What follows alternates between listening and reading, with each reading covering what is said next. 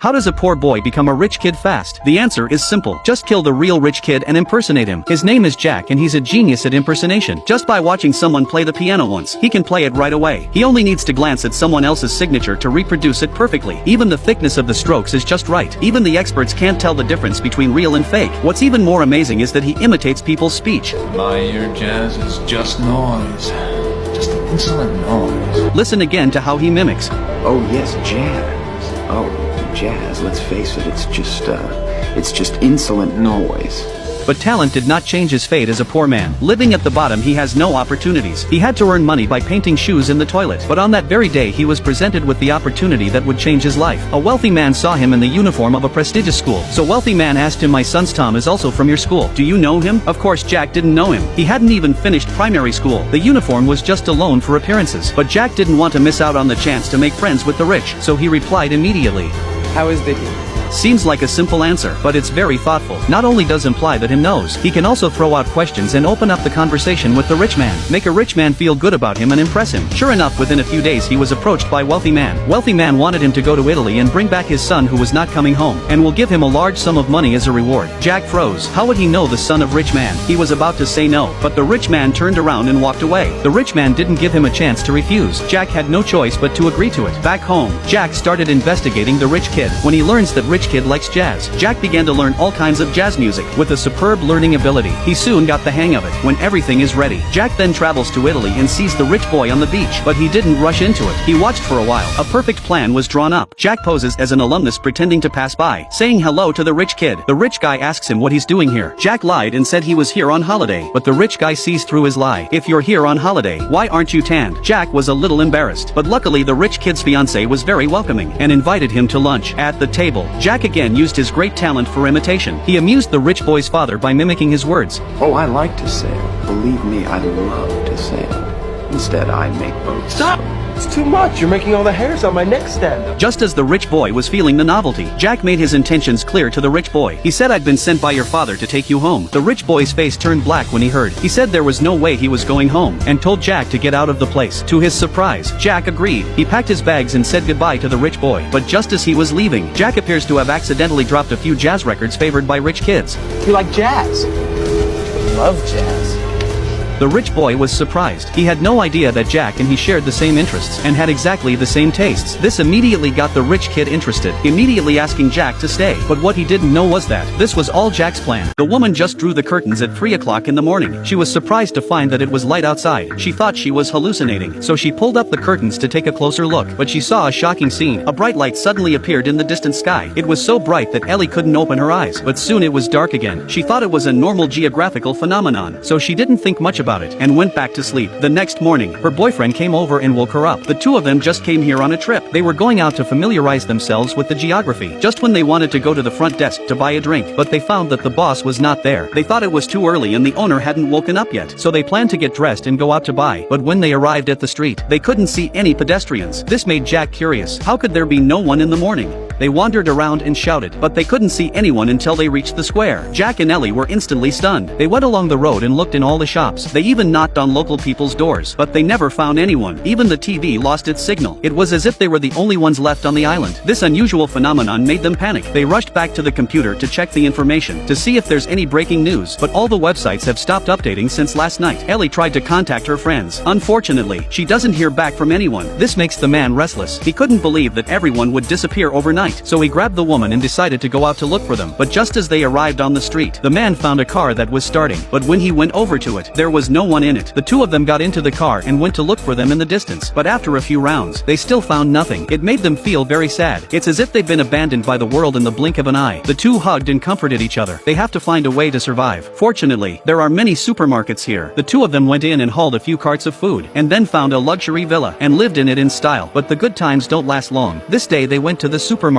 Jack stood on a shopping trolley and slid all over the supermarket. He fell to the ground by accident. Ellie heard the noise and went over to take a look. Luckily, it was only a scratch on his arm, but it scared the hell out of her. The woman warns the man not to be so crazy, because if he gets seriously hurt, no one will be able to help him. But Jack thinks she's making a big deal out of it. They argued about it all the time, even late into the night. Jack knew that Ellie was worried about his safety, so he apologized and comforted Ellie. After this incident, they thought they could continue to live in peace. But the next day, something even worse happened. With no personnel to maintain contain it. The water supply was soon cut off. It meant they could only live on food from the supermarket. But after all, it had a shelf life. At this rate, they'll either die of thirst or starvation. So they decided to drive to the other side of the island. In the hope of meeting other people there, they walked a long way. Finally, they came across a house halfway down the road. They went inside to check it out. Unfortunately, they couldn't see anyone in the house. Just when the men thought they were going to be disappointed, suddenly, they found an old man holding a piece of wood coming this way. The woman is tapping her fingers rhythmically on her face. It turns out she's using Morse code to communicate with the man on death row in the courtroom. She asks the man how she can save him. Jack receives the message, winking his eyes in response. As there is so much information, the woman immediately wrote it all down with a pen. By the time they finished delivering their message, the trial was over. Jack was sentenced to be executed in 3 days. But he didn't panic, because just now, he and Ellie have agreed on a great plan to break out of prison. Jack's a famous gangster. That evening, Ellie followed Jack's instructions. She came to a wall. She found the designated brick and pushed it in. The wall slowly rose up, and inside was a luxury car. She got into the car and headed to the next location. When she sees the sign for 37 kilometers, she pulls over. The next thing you know, the mountain turns into a door and slowly opens up. The car pulls into the cave. There's a secret room hidden here. Enter the combination to the safe and it pops open. Inside, there's an abundance of money and colorful bottles of pills. Ellie picked up the yellow and green potion that Jack had specified. Next, she'll use them to get Jack out of jail. But there's one more key person she needs to find.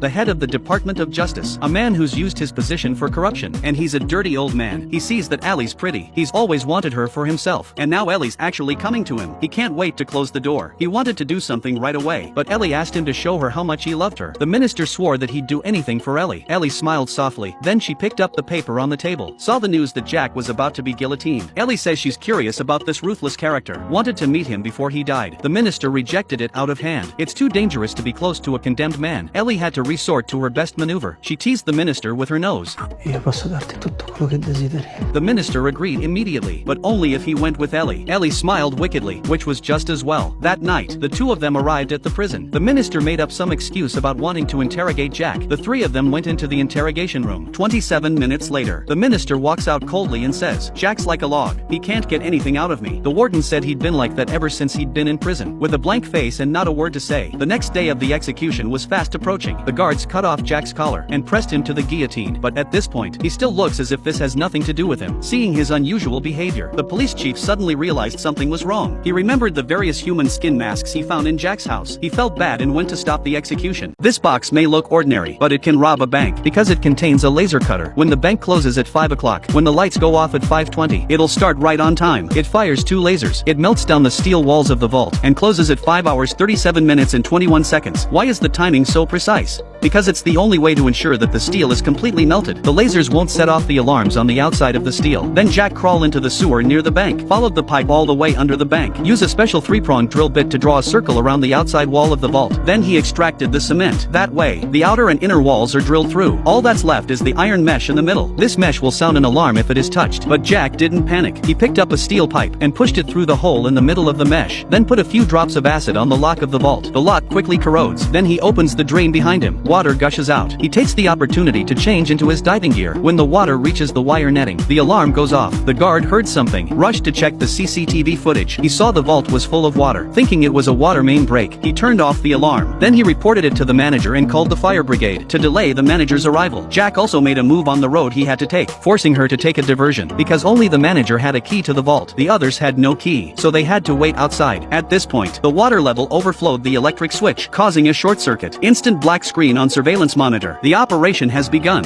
Jack immediately infiltrated the vault, finds the minister's safe and opens the door with ease. He was able to get his hands on hundreds of millions of dollars worth of jewelry, but when he was about to come out, he realized that he was surrounded by the police. It turns out that the police chief through the investigation. He soon learned that the Minister of Justice had a fortune hidden in the bank vault. When an accident happened in the vault, the sheriff realized it was no coincidence. The only possibility is that Jack has come to steal the vault, so he sent a large contingent of men to the bank. He even sent 2 of his men to keep an eye on the sewers. Jack didn't expect the police to move so quickly. It's a good thing Ellie got there in time. She took out the guards. Jack was able to escape. He thought he was safe, but the sheriff suddenly appeared and shot him in the shoulder. At that moment, Jack seemed to sense something. He deliberately led the sheriff a little ahead. Then Ellie came out of the water and knocked the sheriff down with a stick. Ellie takes the pistol, but in the end he doesn't kill the sheriff, because he's a grand larceny man. He doesn't kill good people. Then he and Ellie get on a speedboat and leave in style. This man catches a phoenix, but he thinks it's a chicken. The phoenix thought it was going to be eaten on the table, leaving behind tears of sadness. However, but this tear has burnt a hole in the man's shoe. My God, what's going on? Jack realized that the chicken in front of him might be something more, so he decided to set it free. The moment the net was removed, this chicken suddenly regained its vigor. It stretches its wings. It's glowing red. With a bird's song, it shot into the sky like an arrow. In gratitude to Jack for not killing, the fire phoenix floated down a feather for him from the sky. Looking at the glittering feather, Jack was full of hope for life again. But the next moment, he was hit by reality. Back in town, he was guillotined. The charge was disobedience to the king. Just 3 days ago, a strange phenomenon has occurred in this country. The farmers' fields were always being destroyed by strange creatures, so Jack guarded the field. That night he found a white horse galloping across the field at times. At other times, it was flying through the air. Jack was shocked at the sight. If nothing else, the white horse fell into a trap designed by the people. Jack saw it and felt so sorry for it, so he let it go. He didn't expect that. The next day, when he entered the barn, he found 2 more black horses in his barn, and a donkey. The donkey told him he was the white horse. As for the 2 black horses, I'll give them to you as a token of my appreciation.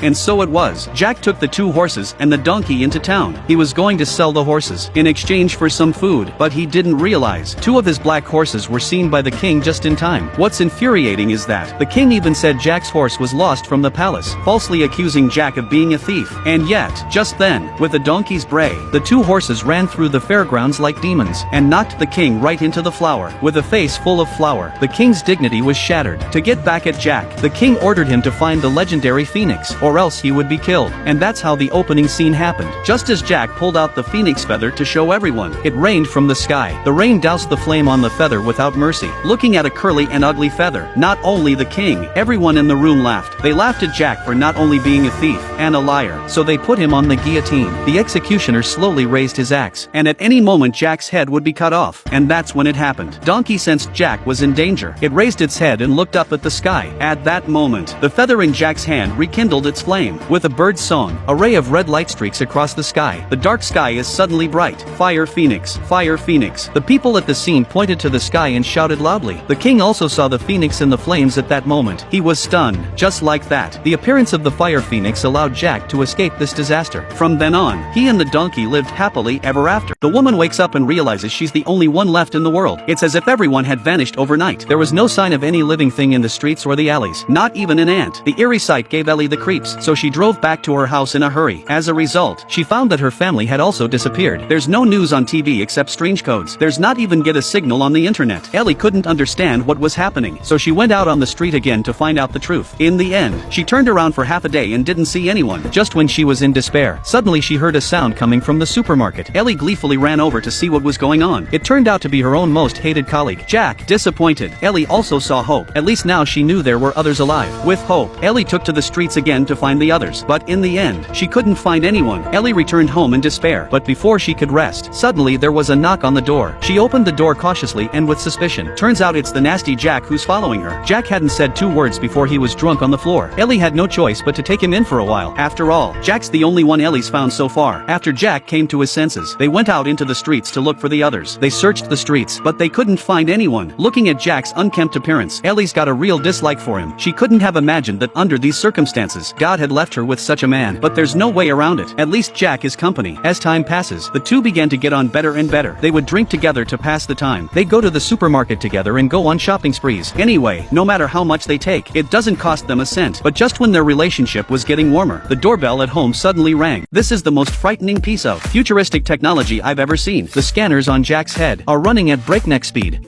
Thank God, Mom!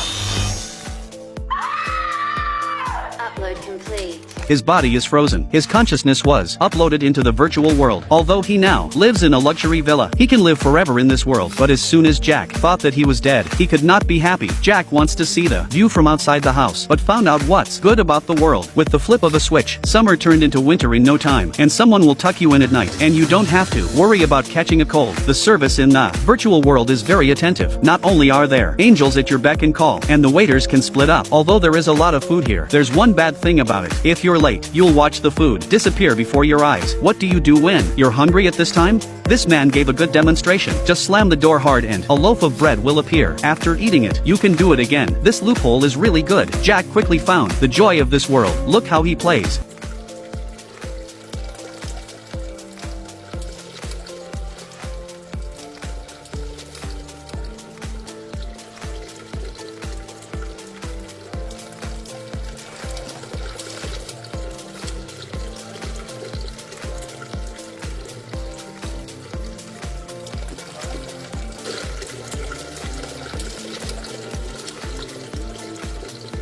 But gradually, Jack found out the bad things about this virtual world. Although there are mountains and water here, but every leaf has a code and a logo. Even the lake is full of repeating motion pictures. The uncle who was live streaming the goods told him this virtual world is actually very small. There are actually countless floors here, but you can only see the people on these 5 floors. The people on the other floors are all folded together. This seemingly calm lake is actually home to 1 million people, and because of the poor server, someone could take a dive, and there'd be a loophole. Jack had a meltdown. This virtual world is not as good as he thought. He went straight to the data stream, connecting the virtual world and the real world. Want to go back to reality. The robber threw a grenade, but the man didn't panic. He threw it right back.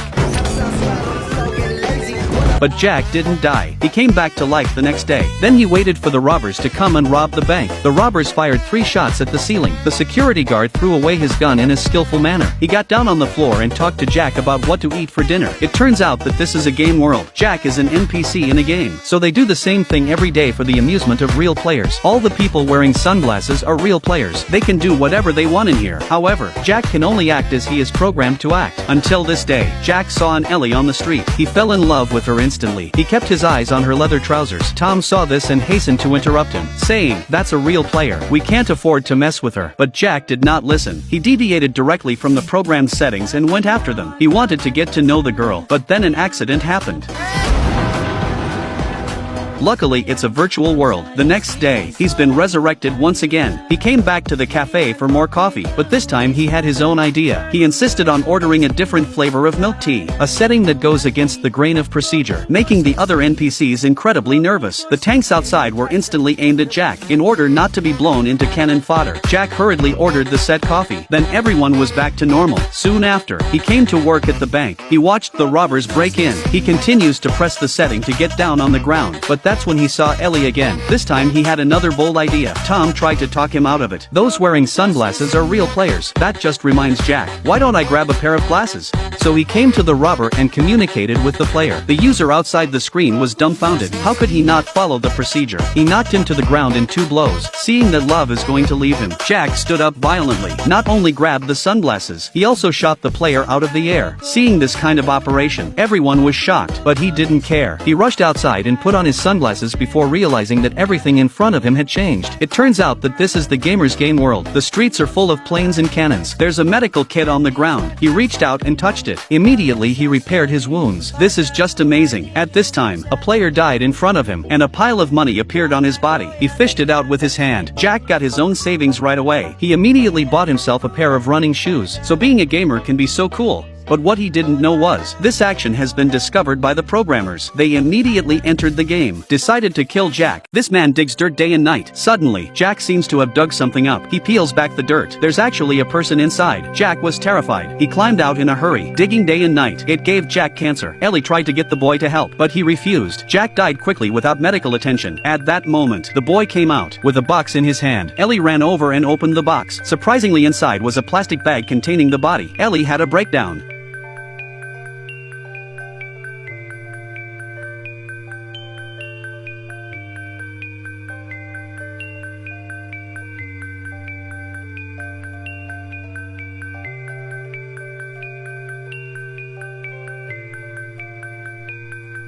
Watching the boy put Jack in a bag and threw him into the pit that Jack had dug himself. Ellie didn't want to live without Jack. She hid in the car. When the boy came out, she crept closer to the boy and then sneaked up on him and attacked. The boy was knocked to the ground. Ellie raises her hand again, ready to finish him off. This time the boy dodges.